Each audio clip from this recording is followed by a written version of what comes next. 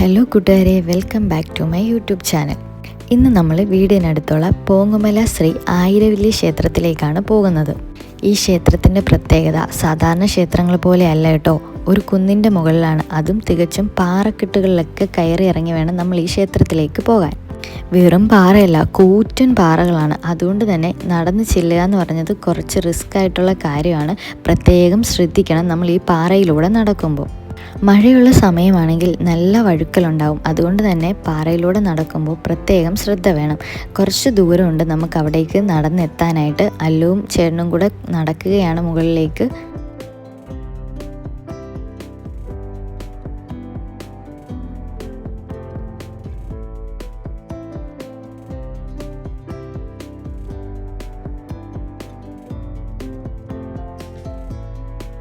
ഞാൻ ആദ്യമായിട്ടാണ് കേട്ടോ ഇത്രയും പാറയുടെ മുകളിൽ ഒരു ക്ഷേത്രം കാണുന്നത്.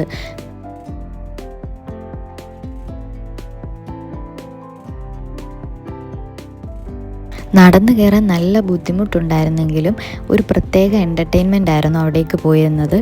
അഡ്വഞ്ചർ ട്രിപ്പൊക്കെ ഇഷ്ടപ്പെടുന്നവർക്ക് ഒരു പ്രത്യേക വൈബായിരിക്കും ഈ പാറയുടെ മുകളിലേക്കുള്ള ഈ ക്ഷേത്രത്തിലേക്ക് പോകാനായിട്ട്.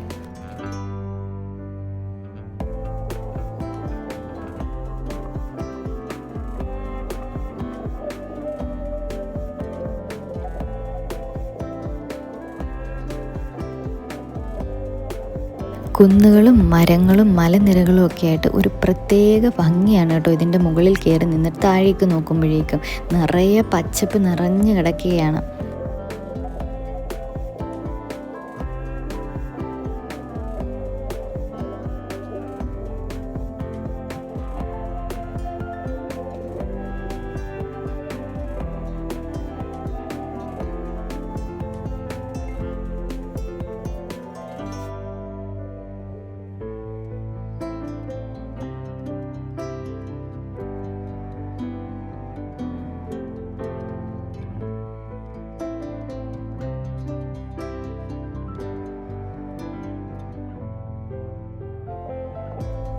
കുഞ്ഞുങ്ങളെയും കൊണ്ട് പോകുന്നവർ പ്രത്യേകം ശ്രദ്ധിക്കണം. കാരണം ഇവർ ഓടി നടക്കുന്ന പ്രായമായതുകൊണ്ട് തന്നെ അങ്ങോട്ടേക്കും ഇങ്ങോട്ടേക്കും ഓടിപ്പോകാൻ ചാൻസ് ഉണ്ട്.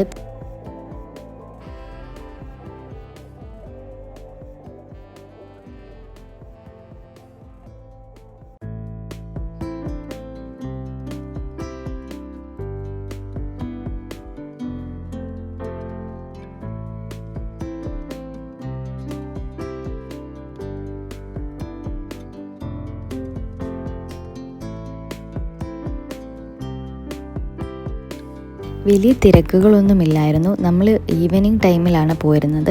അവിടെ വിളക്കൊക്കെ കത്തിച്ച് തുടങ്ങുന്നതേ ഉണ്ടായിരുന്നുള്ളൂ. വിളക്കൊക്കെ കത്തിച്ചുകൊണ്ടിരിക്കുന്നതുകൊണ്ട് തന്നെ നമ്മൾ അവിടെ എല്ലാം ഒന്ന് ചുറ്റി കണ്ടിട്ട് വരാമെന്ന് വിചാരിച്ചു.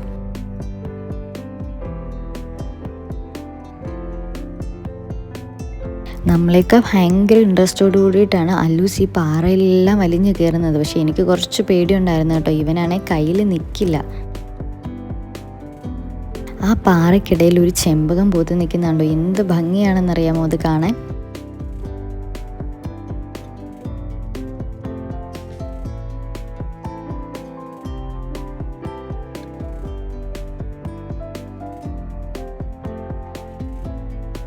കുന്നിൻ്റെ മുകളിൽ നിന്ന് നോക്കിയാൽ ഒരുപാട് വീടുകളും അതുപോലെ മൊബൈൽ ടവറുകളും പിന്നെ അങ്ങ് ദൂരെയായിട്ട് എണ്ണപ്പനയും സ്ഥിതി ചെയ്യുന്നത് കാണാൻ പറ്റും.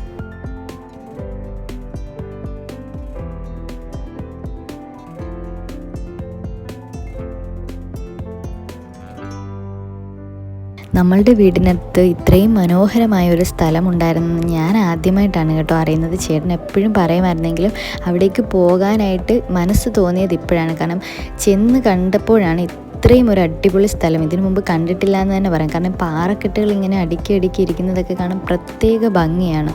ഈ പാറക്കൂട്ടങ്ങൾക്കിടയിൽ കശുമാങ്ങ പൂത്ത് കിടക്കുന്നത് കാണാൻ ഒരു പ്രത്യേക ഭംഗിയാണ്. ഒരുപാട് ഇങ്ങനെ പടർന്ന് കിടപ്പുണ്ട്.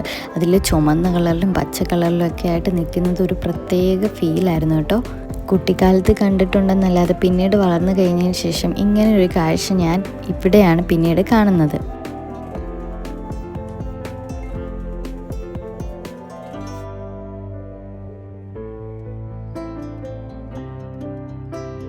വൈകുന്നേരം പോയതിനാൽ വെയിലൊക്കെ മങ്ങി തുടങ്ങിയിട്ടുണ്ടായിരുന്നുകൊണ്ട് ഒരു പ്രത്യേക തണലായിരുന്നു. അതുകൊണ്ട് തന്നെ കുറേ നേരം അവിടെ സ്പെൻഡ് ചെയ്യാൻ പറ്റി. ആ പാറക്കൂട്ടങ്ങൾക്കിടയിൽ ഒരു മരം വളർന്ന് നിൽക്കുന്നത് കണ്ടോ? അതിൽ ചില്ലകൾ നല്ല ഭംഗിയുണ്ട് കാണാൻ. അല്ലൂസും ചേട്ടനും കൂടെ അവിടെ കയറി ഇരിക്കാനുള്ളൊരു ചെറിയ സ്പോട്ട് പോലെയാണ് അതിൻ്റെ ശിഖരങ്ങൾ വളർന്ന് നിൽക്കുന്നത്. ഈ അമ്പലത്തിൻ്റെ ഏറ്റവും വലിയൊരു പ്രത്യേകത എന്ന് പറഞ്ഞാൽ ഒരു വലിയ ആലിൻ്റെ താഴെയായിട്ടാണ് ഇത് സ്ഥിതി ചെയ്യുന്നത്. അതുകൊണ്ട് തന്നെ ഈ ആലിങ്ങനെ പടർന്ന് കിടക്കുന്നത് കൊണ്ട് നല്ല തണലുമാണ്, ഒരു പ്രത്യേക ഫീലുമാണ്.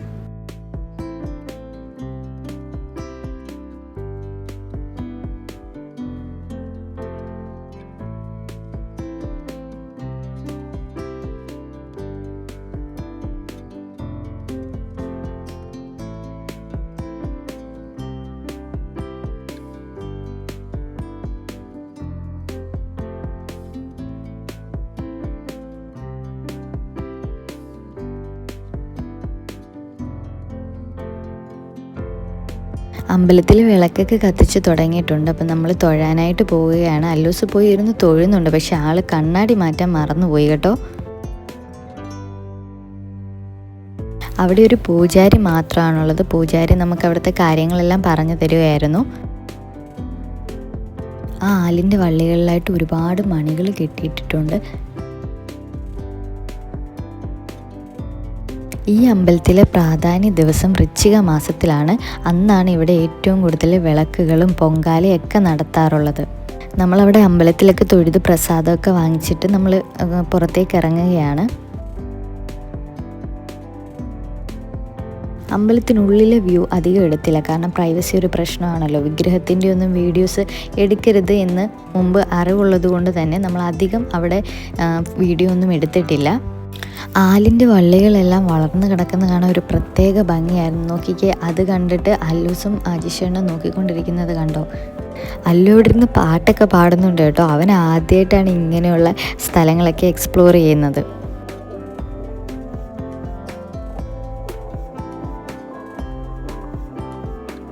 നമ്മൾ അവിടുന്ന് തൊഴുതിറങ്ങിയപ്പോൾ അവിടുത്തെ തിരുമേനി പറഞ്ഞു അപ്പുറത്തൊരു നല്ല സ്പോട്ടുണ്ട്, അവിടോട്ടും കൂടെ പോയിട്ട് വരാൻ വേണ്ടിയിട്ട്. ആ മലമുകളുടെ ഏറ്റവും വലിയൊരു പ്രത്യേകതയെന്ന് പറയുന്നത് ആ പച്ചപ്പിനിടയിലൂടെ ചെറു റോഡുകളിലായിട്ട് വണ്ടികൾ ഇങ്ങനെ ലൈറ്റും തെളിയിച്ച് പോകുന്നത് കാണാനായിട്ടാണ്. അത്രയും ടോപ്പിൽ നിന്ന് നോക്കുമ്പോൾ കുഞ്ഞു വണ്ടികൾ ഇങ്ങനെ റോഡിൽ കൂടെ പോകുന്നത് നിരനിരയായിട്ട് പോകുന്നതാണ്. ഒരു പ്രത്യേക ഭംഗിയായിരുന്നു കേട്ടോ.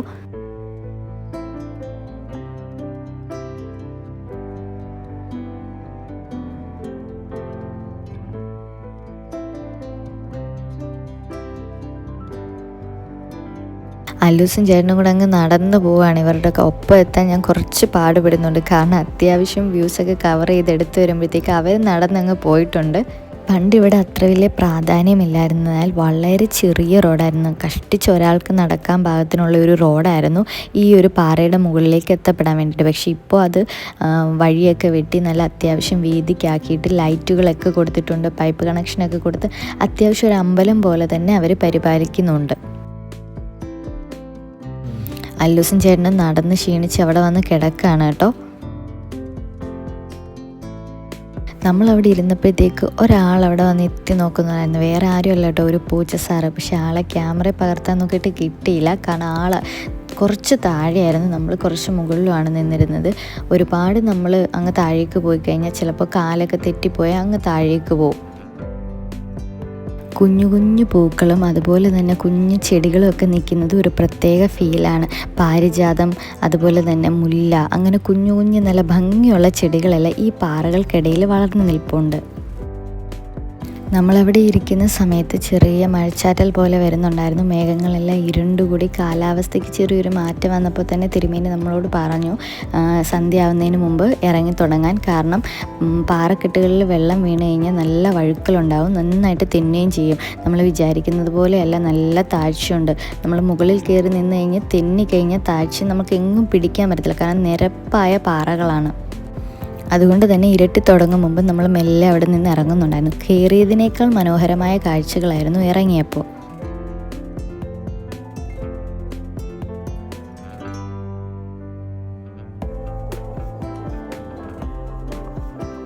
താഴോട്ട് ഇറങ്ങുന്ന പാറക്കെട്ടുകൾക്കിടയിൽ നമ്മൾ കാണാത്തതായിട്ടുള്ള പലതരം പൂക്കളും അതുപോലെ തന്നെ പുല്ലുകളും ഒക്കെ എന്ത് ഭംഗിയാണെന്നറിയാമോ അവിടുത്തെ ആ ഒരു ഫീല്.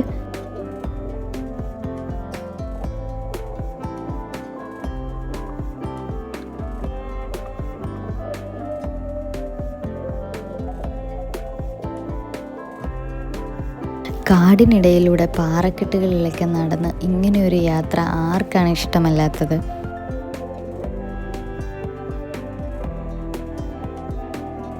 അഡ്വഞ്ചർ ട്രിപ്പൊക്കെ ഇഷ്ടപ്പെടുന്നവർക്കൊക്കെ പറ്റിയൊരു ഈവനിങ് സ്പോട്ടാണിത്. നമ്മൾ ഒരുപാട് അമ്പലങ്ങളിലൊക്കെ പോയിട്ടുണ്ടെങ്കിലും ഈ പാറയുടെ മുകളിൽ സ്ഥിതി ചെയ്യുന്ന ഈ ഒരു അമ്പലത്തിൽ വന്ന ഒരു പ്രത്യേക ഫീലായിരുന്നു കേട്ടോ. ഇനിയും ഇവിടേക്ക് വരാമെന്ന ആഗ്രഹത്താലും പ്രതീക്ഷകളാലും ഞങ്ങൾ ഇവിടെ നിന്ന് മടങ്ങുകയാണ്.